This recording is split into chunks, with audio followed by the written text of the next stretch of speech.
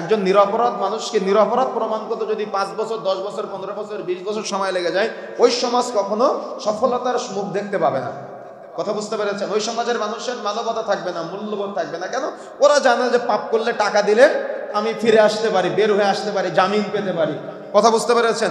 নিরপরাধ কোনো মানুষ যদি তার টাকা না থাকে, তাহলে বছরের পর বছর, মাসের পর মাস, দিনের পর দিন ও জেলখানায় পচে মরে যাবে। কথা বুঝেন নাই? তার মানে বিচারহীনতা, নিয়ন্ত্রণহীন বিচারহীনতা আমাদের সমাজে যদি আমরা এটা এখন বর্তমানে যেভাবে আছে এভাবে যদি জারি থাকে, তাহলে এই সমাজে মূল্যবোধ কখনো জাগ্রত হবে না, বা মানবতাও কখনো আপনি দেখতে পাবেন না। মানুষের মাঝে পাপাচার বাড়তেই থাকবে, গুনাহ বাড়তেই থাকবে, চুরি ডাকাতি রাহাজানি হানাহানি খুন খারাপি অপরাধ প্রবণতা এগুলো বাড়তেই থাকবে। কেন? ও জানেই যে আমি অপরাধ করলেও যদি আমাকে ধরে, তাহলে আমি কিছু টাকা ঘুষ দিলে আমি ওই সাজা থেকে রেহাই পেয়ে যাব। কথা বুঝেন নাই?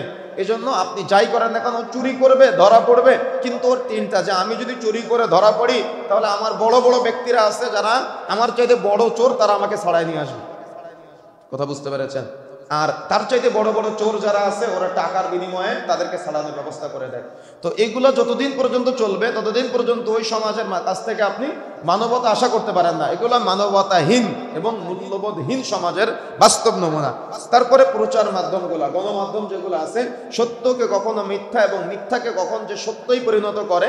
যদি কোনো মানুষের মাঝে মূল্যবোধ, আর মূল্যবোধ আসবে কিন্তু ওহির শিক্ষার মাধ্যমে।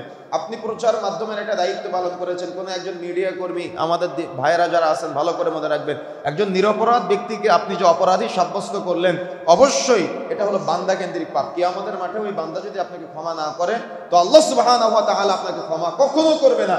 এই জন্য এই বান্দা কেন্দ্রিক পাপে কখনো জড়াবেন না। আপনারা দেখা যাচ্ছে একজন নিরপরাধ মানুষকে মারাত্মক লেভেলের নাটক সাজিয়ে অপরাধী বানিয়ে দিতে পারেন, আর বড় বড় বিশাল বিশাল অপরাধীদেরকে আপনারা বিভিন্ন সময়ে একদম নিষ্পাপ ফুলের মতো দেখা যাচ্ছে পবিত্র আপনাদের ভাষায় আপনারা বানিয়ে দেন। মনে রাখার চেষ্টা করতে হবে, এই হলুদ সাংবাদিকতা বা হলুদ মিডিয়ার মাধ্যমে সমাজে মূল্যবোধ, মানবতা এগুলা দিনে দিনে নষ্ট হয়ে যাচ্ছে। এই জন্য এখানেও ওহীর শিক্ষার আলোকে দিনের শিক্ষা, শরীয়তের শিক্ষা যাদের আছে, তাদেরকে শুধুমাত্র লিল্লাহ, আল্লাহর সন্তুষ্টির জন্য, আল্লাহর ভয়ে এগিয়ে আসতে হবে। আর মাহে রমজানে যদি আপনি শিক্ষাগুলো অর্জন করতে না পারেন, তাহলে কিন্তু আপনি সফলতা অর্জন করতে পারবেন না।